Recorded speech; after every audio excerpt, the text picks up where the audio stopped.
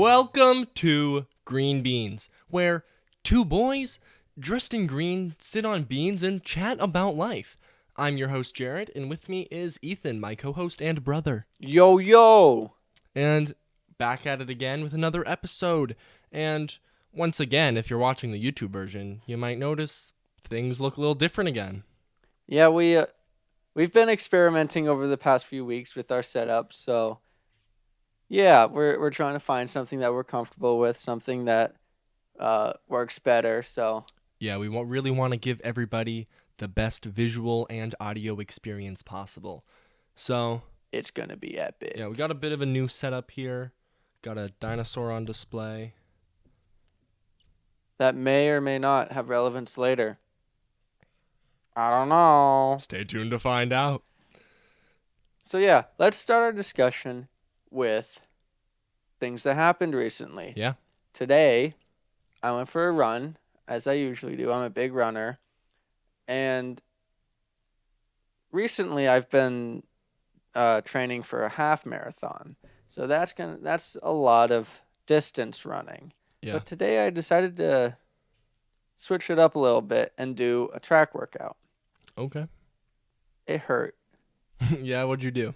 So I did mile repeats for 3 miles Okay. with 2-minute rest in between. Okay. And I was aiming to do it at like a 7-minute pace, a 7-minute mile. I don't know what that is in miles per hour. It's something. Yeah. Wait. Let's see if I can do the math. No, I can't. 7-minute mile, which is a pretty solid pace. And then I accidentally ended up going too fast. So I did a 6:30 for the first 2. And then the last one I did 7 because I was tired. Yeah. And then I did some core. So Nice. yeah, that was my workout today. And it was kind of nice to get a little faster runs in because my long runs are 8+ miles of a pretty slow pace. I can't run very fast for that long, obviously. Yeah. So, but it was nice to get a good fast workout in. Cool. Well, for me, I mean, I didn't have a crazy eventful week. In Vermont, where we live, we have our big lake, Lake Champlain, and then there is a big, I don't even know what to call it, the causeway. That's what it is, a causeway. Okay, well, yeah, there's a big causeway, and you can like bike down it, and then there's like a little ferry you can take to get to the other side. So I went biking there, and I also went for a hike the other day. Actually, I think that was just yesterday I went for a hike. So yeah, but then also our family is getting rid of like our swing set in our backyard. Yeah. So the story with that is we've had this swing set for like 10, maybe 15 years. We've had it. Yeah, 14 or 15 years. We've had it for a really long time. Yeah. And we used to use it a lot when we were kids. But we're not kids anymore. And we have a little brother who's 7, but he doesn't really use it anymore either. Yeah. So it's just taking up space and rotting. Mm-hmm. So we decided to get rid of it. And we basically finished today. It was like a 2-day process of, chainsawing the wood, which is super fun. Yeah. And yeah, getting rid of all that rotting, bug-infested bleh. Yeah, I definitely made some good memories in the past with that, especially like I remember there was this section like behind the swing set or to the side of it where there was like it was just dirt, there wasn't any grass, and then there were like handles there, and I remember whenever it rained we would go out there when we were little and it was like super muddy and we would grab onto the handles and like do little tricks in the mud. Oh, I do remember that. Yeah. Yeah, that was always super fun, and then we'd have to go back inside all muddy and like Yeah. wash off. But yeah, definitely have not had as much fun with it in recent years, and I It's mean, all rotten now, so yeah, there's not really as old teenagers and young adults. There's not really much we can do with it. yeah. Like it's meant for people half our size. Yeah. So, and I'm really glad we're getting rid of it. The backyard, if we clear it up of all the junk that, like, we obviously don't mow the lawn under it or whatever, but yeah, once we get all the junk out of the way and make it look nice again, we'll just have so much more open yard to Yeah, do absolutely. stuff. Yeah, but I got to use a chainsaw the first time ever this morning to help cut that down, and that was a lot of fun. And yeah, I was disappointed. I wanted to use the chainsaw a bit more, but obviously you shouldn't just use it willy-nilly because that's not safe, but it was fun. Yeah, we did get to cut the big platform you stand on in half, so Yeah, that was epic. at least there's that. Yeah. But then yeah, I guess we can sort of move on, and I think probably we could touch back on sort of running, and maybe you want to talk about your history with running. Yeah, yeah. So I did cross country all through high school and middle school. I started in sixth grade. So if I started in sixth grade, how old was I in sixth grade? Like 11? 11 I or think 12, I I think. was 11. Yeah. So I started running when I was 11, and I'm 19 now. So I've been doing it for 8 years. Um, and yeah, so I obviously I wasn't very good to start out. 'Cause I barely run a mile, which for some people that's a good feat. Which props to you if you can do a mile, that's great. But cross country is intense Yeah. because in middle school you didn't run a mile, you ran like a mile and a half for a Yeah. race. I Oh, know, the big jumps there. mile and a half. So yeah, I trained all through middle school, and I got a lot better in eighth grade. Eighth grade is when like puberty like punched me in the face, and then I suddenly got older, Mhm. and I had the body of someone who was a lot older than me. So I was kind of ahead because I was an early bloomer with that whole puberty thing. Mhm. Yeah. Because I also did track, so I did cross country and track, and in middle school I was a sprinter in track, Mhm. and I was really good at it too. I like eighth grade, I won first place Yeah. in the 100 and 200 a lot. Um, but then in high school, when I did track, I ended up pulling and tearing my hamstring 2 years in a row. So Ooh. freshman year, pulled my hamstring. Sophomore year, I completely tore it. And so I was like, yeah, sprinting, I can't do that anymore. Yeah. Which was unfortunate because you were good at it. I was fantastic. I was an Olympic level, I swear. Totally. I was good for a middle schooler, but You you could know, school Usain Bolt. easily, yeah. What's his world record? Like nine some point something second, Yeah. 100. I can run 100 meters in at least eight Mm. 8 seconds.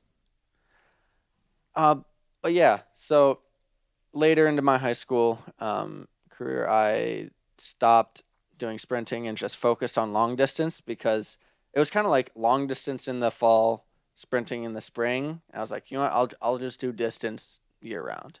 So that's what I started doing. I was doing. I didn't do like the long events in track, which a long event in track is like the 3,000. Yeah. That's 3 kilometers around 2 point something miles. Mhm. Actually, it's just under 2 miles. Yeah. It's 200 meters less than 2 miles because two Yeah. miles is 3,200 meters. Yeah, because I think 1 kilometer is like 0.6 ish miles. I just remember 1 mile is 1,600 meters. Okay. That's 4 laps around the track. And 1 kilometer is obviously 1,000 meters. Mm-hmm. So I didn't do any of that because I was like, I'll save the 5Ks for the fall. In the spring, I'll do like mid distance. the 1 mile, the 800, and the 400. I also got very good at the 400. Mm-hmm. And it was actually my last race ever because I didn't get a track season senior year. So this is my junior year. My last race ever in the 400. My PR was somewhere around 57, which is it's a good time. That's a good time. Yeah. For a 400. You're running around the track one time. Yeah, it's a full loop. And doing it anything under a minute is good. That's really good. Yeah. And so this is my last race, and I was going against a kid who his PR was like 56. And I was like, I really want to beat him. I want to beat him so bad. Yeah. PR means personal record, by the Oh, way. yeah. Sorry if I didn't clarify. Yeah, PR is personal record. So he had me by a second. And I was like, I'm gonna crush it. I'm gonna destroy his PR. And so the race starts, and we're racing, and I don't know. I just felt amazing. Like I almost sprinted that entire race. Yeah. And then I guess what time I got. I don't know if you actually know or not. I have no memory of this, so I'm gonna guess 50. I'm gonna guess you tied him 56 seconds. 53. Oh, seconds. dang. That was the best race I've ever done in the 400. I thought my legs were going to fall off after. Yeah, and I mean, like, for people who aren't really familiar with, like, racing and stuff, you might think, like, oh, that's just a couple seconds. That's not a big deal. But, like, in, like, sprinting races or, like, shorter races, like, seconds, like, can make a huge difference in our, like, if you can improve your time by a second, that's, like, really significant and like, good. Let's think about the 100. That's the shortest race you can do in a track and field. 100-meter dash.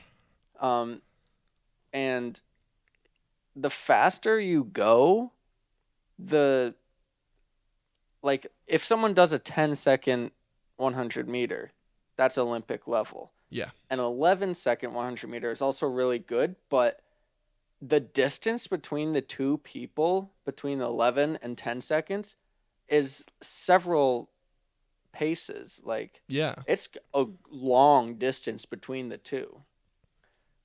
And that's in a sprinting event where, the faster you go, I don't know how to explain it exactly, but the difference between, like, let's say you run a mile in half an hour compared to how you run a mile in 15 minutes, like, you're going double the speed. Yeah. But if you run a mile in 10 minutes compared to 5 minutes, like, that's also double the speed, but it's a different margin. Yeah, I get what you're saying. Like, I don't know how to explain it. I understand what you're saying, but I don't know how to explain it. Hopefully, people listening will also understand. I don't know. I'm probably confusing the heck out of Maybe everyone. we just got our brotherly connection, so yeah, we understand. I feel like and it's nobody else exponential knows. in how it changes the faster you go. Yeah. So, okay. I think I might know. So, like, since the total time is so small, the 1 second is a very large fraction of the total time. Yes. Whereas, like, if you were running, like, let's say you were running, like, 2 miles and you did that in 15 minutes, and then versus somebody else who ran it in 14 minutes and 59 seconds, you're very close, even though there was a 1 second different, like, it was just a 1 second difference, so you were very close.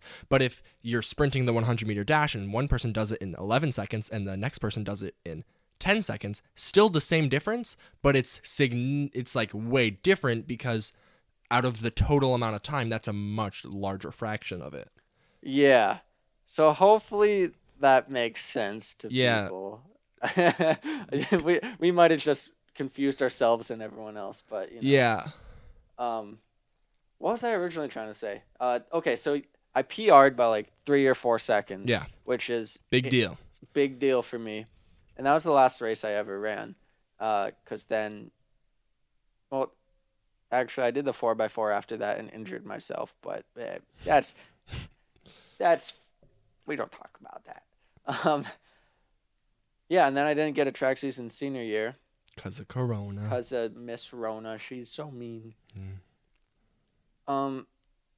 But yeah, so after the pandemic started, and this is when I was like focusing on distance because my senior year was the best year I did cross country. Um, so that was the fastest I ran doing 5Ks in cross country. I think my PR was like 18:30, which my previous PR was like a minute slower. Yeah, and for like a 5K is it's like 3.1 miles about. Yeah, Yeah. 3.1. And so running like a little over 3 miles in 18 minutes, like that's pretty much sticking with like about a 6 minute pace each mile. Yeah, I Which keeping remember. consistent is very difficult. Even just Yeah, running 1 mile that fast, you have to train insanely hard for. So, not to flex or anything. No. I mean, yeah, I mean, I'm very willing to praise you for how good you are at running because, like, I'm sure we'll touch more on it a bit later, but I also did cross country and I was nowhere near as good as you. And, like, Yeah. my just running 1 mile, my timed mile, my personal record for just 1 mile is 6.5 minutes. That's a good time though. That's a Yeah, very but good you time. were able to stick faster than that time for 3 miles. I will say the course that I did it on was purposely built like easy. Like they chose trails that Mm-hmm. were not very hilly Okay. to purposely give people faster times. Like on Huh. a difficult course that had a lot of hills, I was doing closer to 19, Yeah, yeah. 30 or Makes low. sense. It's sometimes if I was like I'd get above 20 as well. Mm-hmm. It all depended on a lot of different factors, course, weather, uh, it, diet, stuff like that. Yeah. There was a lot of things that went into how you did on your race. So the course I PR'd on was a fast course, and I remember the first mile. I checked my watch because I would keep track of my pace, Yeah, and that's it very was common for cross country. I did that as well. yeah, and it was sub 6, and I was like, oh my gosh, how am I gonna keep this up? I'm cruising, and I'm going to die. Yeah. Yeah. Um, I did slow down because if I was doing sub 6 the whole time, I would have done a sub 18. But yeah, so because 6 times 3 is 18. That So is I math. did slow down a little bit, which most runners that happens. You Yeah. have a good first mile, and then after that, it's like, I'm tired. Yeah. So that was the best race I did in senior year, and then I actually, when the pandemic hit, I didn't run for a few months. Actually, hold on. Let me remember this. So Okay. I got injured in the winter because I was going to the gym and I was trying to also run at the same time. But I was doing like 2, 3 miles, so not like insane mileage. So I was running, going to the gym. I hurt myself. I dislocated my shoulder again because that's a thing I do. Yep. And so I stopped running for a while. Pandemic hit, and I just didn't really start back up Yeah. again until college. So that was a good like I feel like it wasn't quite 6 months. It was definitely less than 6 months. I might be remembering it wrong, but It was a decent chunk of time there there. were a few months where I was not running. And so starting back up in college, I was like, "Oh my goodness, I'm out of shape. Like I can barely run 2 miles." Mm-hmm. Which I mean, that's out of shape for a cross country runner. For a lot of people, if you can run 2 miles, that's amazing, and Yeah. that would mean you are in shape. But just compared to where you have been at, Compared to how I used to be, I was very out of shape. yeah, Um so I had to get back into it, and I knew that I had a half marathon coming up. Originally, I wanted to do it at the end of senior year. It's a half marathon relay with my one of my friends. So we were gonna do the full marathon, but like split it into two. So he did half, I did half. Yeah. We're gonna do that senior year, but then obviously that got canceled. So we're gonna plan on doing it spring of 2021. Mm-hmm. But then got postponed to fall of 2021. All right. So I was training for the spring through I started training in the fall, got pretty good. Didn't really run during the winter cuz you guessed it, I hurt myself again. Mm-hmm. So I didn't run in the fall. No, I did run in the fall. I didn't run in the winter. So I had to get back into it in the spring. And yeah, that's where I am now. I have been doing not much speed work, a lot of distance, so I can run 13 point something miles, 13.2, 3, 0.3, right? something like that.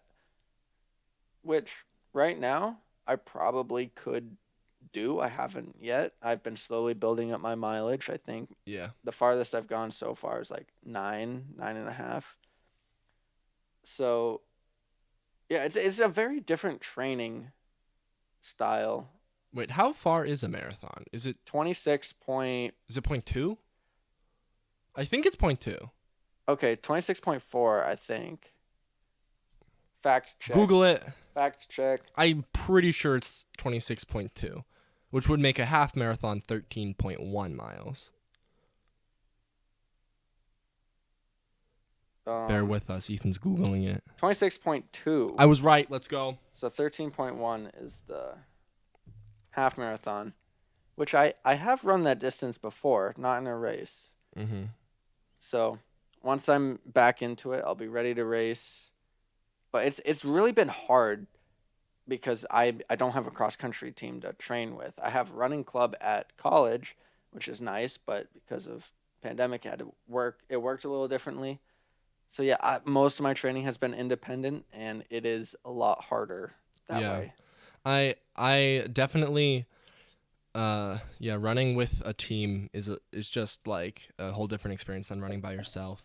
But is there a reason that you chose? Well, I'm sure there is, but what's your reasoning for choosing to do just like a non-competitive running club at college rather than being on the college cross country team? Because the cross country team is competitive as heck, and also you need to be insanely good. So they do 10Ks, and you have to which do is like 6.2-ish miles. yeah, and you have to do 10Ks at like insane paces, like sub 40 minutes. So Wow. okay, you have to be doing like I remember a commentary where someone was like, "Oh, the first mile of the 10K, this guy did like a 5:25 minute mile. Oh, that's way too slow." And I was like, "What the heck? I'm not gonna do that." They're extremely competitive, and you actually have to try out. It's not like high school where Oh wow. it is anyone can do it. Like it's competitive and difficult, and for like the elite people. And I'm not good enough to do it, and I don't want to be very competitive anymore. Mm-hmm. Uh, That makes sense. I'm kind of done with competitive running. I just want to Yeah. do it to stay in shape. Something that you just said that was kind of so. I do theater and drama and all of that, and all the time so when we have a show, we have an audition for the show, and to determine like what sort of role you get. And I'm so used, like so many people just call it tryouts, and I always have to correct people like, no, it's an audition, it's a different thing. And so when you were just talking now, when you said tryouts, referring to cross country, I was about to jump in and correct you and be like audition, and then I realized, wait, no, this time it is a tryout. It's a legit tryout. I'm gonna audition for the soccer team. I mean, I don't know if anybody's seen the TV show Glee, but there's one of the members of the Glee Club whose name is Kurt, and he is a very like dramatic guy, and he like was he was trying out for the football team, but he showed up and he was like, "This is my audition for kicker," and it was funny. But Yeah, I guess we can sort of talk about my experience with cross country, Yeah, because which I kind of pulled you into it, I feel like. yes, yeah. So my first year doing cross country was the same as yours, 6th grade. And you were a freshman in high school when I was in 6th grade. And cross country wasn't really something I knew much about. Everything I knew about it came just through you. Hmm. And yeah, and I don't really remember why. I think I don't know why I decided to do it in 6th grade. I don't know if you encouraged me to do it or if I just wanted to do it because then we would have a common interest or something. I don't remember why I chose to do it. But in 6th grade, I decided to do cross country, which was my first time ever like running competitively and well, I mean, kind of running at all. I mean, I did like rec soccer when I was like younger, but you know, soccer is just like sprinting back and forth a bunch. It's not like really long distance. Um, and yeah, my 6th grade year of cross country, I was really bad. And like, I, during our practices, I would just like walk all the time because like we would be running and I would just get too tired that I couldn't run anymore. So I had to walk a bunch. And then even like during our races, like during our actual cross country meets, which were usually about a mile and a half, sometimes closer to 2 miles, even during those as well, like I would have to stop and walk during our races all the time. And luckily I did like meet a friend on the team and we like stuck together for um, practices and races because he was very similar skill level to me. But yeah, I was quite bad 6th grade. And I believe the only race that I ran the entire time with no stops the entire season was the state championship. I did. I remember watching your state championship, and yeah, you did a really good job. I remember your final sprint at the end was like you were a powerhouse, just blowing past people. It was great. Yeah, and that was the first time I had ever completed a race without stopping to walk, and that felt really good. But then my 7th grade year, the next year, I decided not to do cross country because I don't know, I didn't love it 6th grade, and yeah, it just I wasn't that good at it, and I just thought it wasn't really for me. So I decided not to do it in 7th grade. Um, but then come to 8th grade, then uh, is when you were talking about because obviously I was just going into 8th grade, but after 8th grade is 9th grade, and you were talking about how like you really wanted to be on the same cross country team as me. When I was a freshman and you were a senior, because that was the one year we were ever in the same school, and it was our only chance to be on the same cross country team. And you obviously are a big cross country guy, and you wanted to be on the team with me because you thought that would be cool. So I thought that I would do cross country in 8th grade, so then that would help prepare me for doing it freshman year. Um, but then it was very different 8th grade, my skill level, because I actually decided to prepare over the summer for the season. Big Because brain. yeah, because cross country is a fall sport, and I got this app. I think it was called like Couch to 5K or something, and it like over the course of like I don't know, like a month and a half, 2 months, you like do runs, and it like builds you up. And it has you do them in segments. So it's like at the beginning, it's real slow. I don't remember exactly, but it's like run for like 1 minute and then walk for 2 minutes, and then run for 1 minute and then walk for 2 minutes. And then it just gradually, like every run, you do more running and less walking until eventually at the end, you're running for like 40 minutes. Um, and that really helps me prepare over the summer. So then once the season started, I mean, I still wasn't good, but I was not bad anymore, and I was able to run during our practices without stopping to walk, and I was able to run every race of the season without stopping to walk, which felt great. And I was pretty like average. So like I would normally place if there were like 100 people at a race, I would place like in the 50s. So I was pretty mid tier my 8th grade year, and that and this was still doing like usually about mile and a half to 2 mile races, which is Yeah. less than the high school races. And then going into freshman year, I was kind of intimidated because Yeah. like it's quite a big jump. It's pretty much doing like double the distance Yeah, for your I races in high remember. school. I feel like most freshmen are pretty intimidated. They're like, "Oh my goodness, I have to run a lot longer." I remember Yeah. thinking the same thing. And our cross country coach gave me like a summer running plan, and it was like day 1, run 4 miles, and I was like, and then like towards the end of the summer, it had you running like going on 10-mile runs. Oh yeah, his plan was like basically for varsity, but he gave it to everyone. Yeah, so I got that running plan, and I was like, well, crap. This is good. I'm gonna have to modify this a lot, and I did. I was not able to do that. I mean, towards the like mid to end of summer, I did go on some like 5 to 6 mile runs, which was obviously really great improvement from where I was at in 6th grade. Yeah. But then, I gradually worked up through the summer, and I think that our coach thought that I would be better than I was because obviously you're on varsity, or you were on varsity, and you're like a really fast runner, and I'm your brother. He doesn't know me, but he just sort of assumed that I would also be a fast runner. And I remember our first cross country race of the preseason, or not our race, our first cross country practice of the preseason. Like I showed up, and there were like 2 options. There was one path that where you would go like it was like 5 or 6 miles, and then the other one it was like 9 miles. And he was like, "Oh, Jared, are you gonna go with the 9 mile one, or do?" And I was like, "Nope. I'm gonna stick with that shorter one there." And even the shorter one was difficult for me. But yeah, and then I did okay that freshman year, but I did have a lot of fun being on the team, and Oh yeah.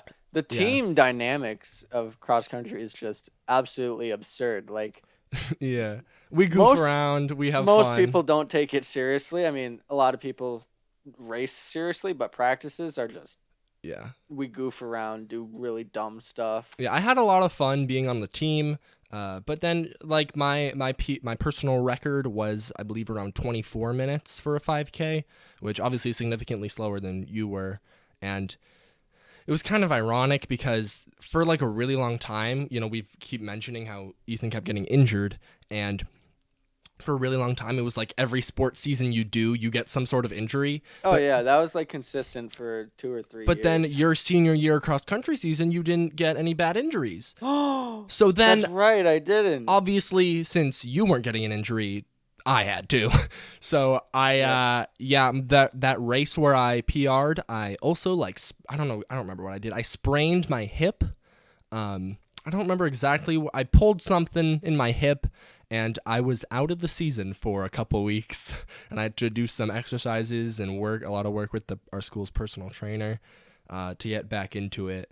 But yeah, that was kind of ironic since finally Ethan's not getting injured. Oh, well, now Jared's injured. Yeah. Someone's got to do it, man. That's true, I guess. So, yeah, that's sort of my experience. Well, I guess, yeah. So and then I finished last year, or 2 years ago, I guess now, or year, whatever. The end of my freshman year and your senior year was my last time doing cross country, because, cross country is just not for me. Like, now I've done it for 3 years. I appreciate it as a sport, and I have great respect to everybody who does it and is good at it, because I understand how difficult it is. But yeah, running sucks. Like Yeah. I do not like running, and like every once in a while I'll come back to like running, and I'll be like, maybe I should start running again, and then I'll like run 2 miles and be like, yep, nope, now I remember why I stopped. Yeah, even for people who run regularly, it sucks. Yeah, and like there's this like there's this classic saying that like cross country players will say to other sports players. That's Wait, like, cross country. Excuse me, we're not cross country players. We're what do cross we call it? country runners. Okay, cross country runners will say to like other sports players, and they'll be like, "Oh, your punishment is our practice," Yeah, yep. and that's very Yeah. accurate. Because like that's like if the football team like is screwing around or whatever, and the coach gets mad at them, like, "Oh, run laps," but that's just our practice running. Oh yeah. But yeah, so my last year, it's the summer right now, and I'm going into my junior year at high school. So last year was my sophomore year, and I did not do cross country my sophomore year because, we were on the same team. I feel like that year was fun, and that's a great way to leave it off and never do it again. Yeah, definitely. Like some people send their kids to cross country to stay in shape, like some parents, and Yeah. other people just want to run. Like cross country is also one of the few sports where you don't have to try out for it. It's a walk on sport, really. Yeah, because that's also something that I did like about cross country. Whereas, like I mentioned, I used to play soccer when I was a lot younger, and I'm not a huge fan of team sports just because, like, I don't know. I guess I'm sort of self conscious, but I just feel like if I mess up, I'm letting everybody down. Yeah, I feel exactly the same Yeah, way and about it. like so I feel like there's so much more pressure with a team sport, whereas if you're doing a like individual competing sport like cross country, the only person you're competing against is yourself. And obviously if you're like really high super fast varsity, then you might be trying to like compete and win the race, but in general, like there's like tens if not hundreds of people competing in races, and there's only going to be one person that wins. So most of the people there are just sort of trying to, maybe they have like a rival on another team they want to beat, or they want to beat their own personal record, or they want to do whatever. But there's a lot less pressure on it, because if I have a bad race during cross country, then that's unfortunate and I'll be disappointed, but I'm just disappointed in myself. Like nobody else is going to be disappointed. Yeah, like JV cross country. I don't want to like be mean about it, but they're just running for fun In general, yeah. in general. Because varsity and JV run separately, Yeah. and the varsity races are actually scored. And how the point system works is like how you place, you accumulate a certain number of points. And so it's Mhm. like golf where you want the least amount of points. Yeah. And so if you pass someone, then you'll get less points. Yeah, yeah. Um, so yeah, varsity was that's how it was competitive. They wanted you to pass people and Mhm. run faster. But even running varsity, I was like, okay, I'll run. If someone passes me, oh well. Yeah, I will say, like, even though I'm no longer doing cross country, just the fact that I did cross country makes me just like at a default in more shape. Like, because if you just take any random person who like doesn't run and say, "Oh, go run 2 miles right now," chances are they're not going to be able to, unless they're like just happen to be really fit. But in general, I'd say the average person can't just go run 2 miles. But if you told me, just, hey, go run 2 miles, even when I'm out of shape, I can do it. I mean, I'm going to be slow, but I can do it because just doing cross country for that long, like, I was able to just build up endurance, and now I just have that. I mean, I'm sure if I go super long, like years and years without running, I'm sure that'll fade away. But at least for now, like, if I had to go run 2 miles right now, I could. Yeah, and you also understand like what it feels like to run Yeah, and how to for pace how to myself, know my how to pace. limits. Yeah. So you're familiar with it, which you're able to make adjustments while you run when you're out of shape. I know when I'm out of shape, air quotes, uh, and I go on a run, like I pace myself to what I think I'm able to do, and if that's too fast, I just slow down, and if it's too slow, well, I just maintain it because I don't want to kill myself and go fast. Yeah. All right, so do you want to maybe hit us up with your dinosaur fact Oh, now? my dinosaur fact? Of course. I love dinosaurs. So, my dinosaur fact today has to do with my good old friend, the Dilophosaurus. Now, if you don't know what a Dilophosaurus is, it is a. Think about the dinosaur from Jurassic Park with the frill and spit poison. And if you haven't seen Jurassic Park, then Google Dilophosaurus. Uh, and my fact is, I hope most people would know it, but if you don't, listen up. I didn't even do the intro for it. Nope. Welcome to Ethan's Fossil Facts. With that was really lame, I know. Here, you want me to do it better? Okay.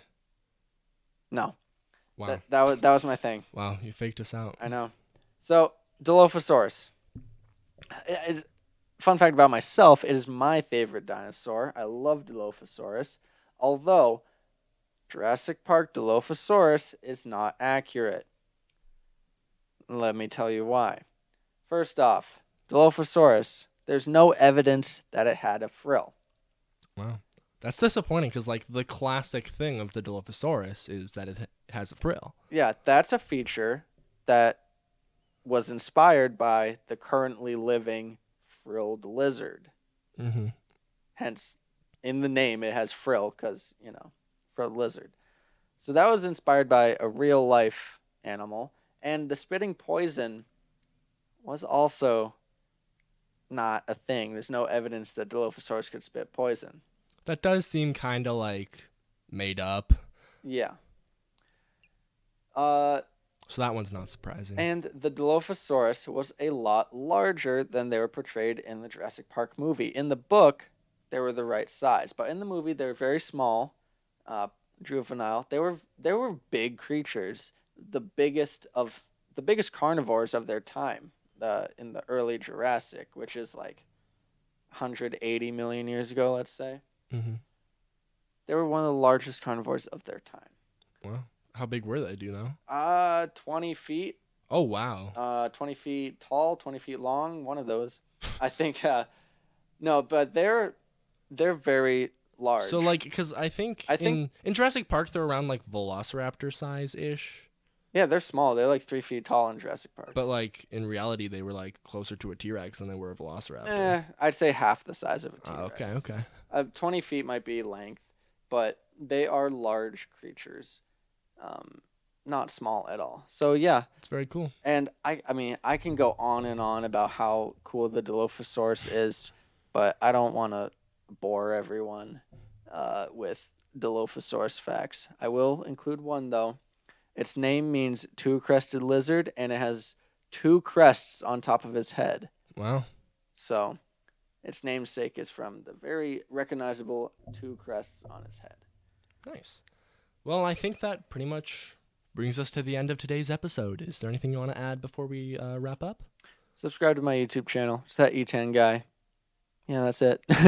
All right. Well, we had a good long chat about running and cross country today. Yeah, I'm surprised. I thought we were going to run out of stuff to say, but we pretty much this entire episode we just chatted about running. Hopefully that wasn't too boring, but I had a enjoyable conversation today. And yeah, like always, Green Beans is available on the YouTube channel, Green Beans Podcast, and it's also on Spotify, Apple Podcasts, tons of other places. And yeah, so thanks for tuning in, and hope you'll be here again next week for the next episode. Bye-bye.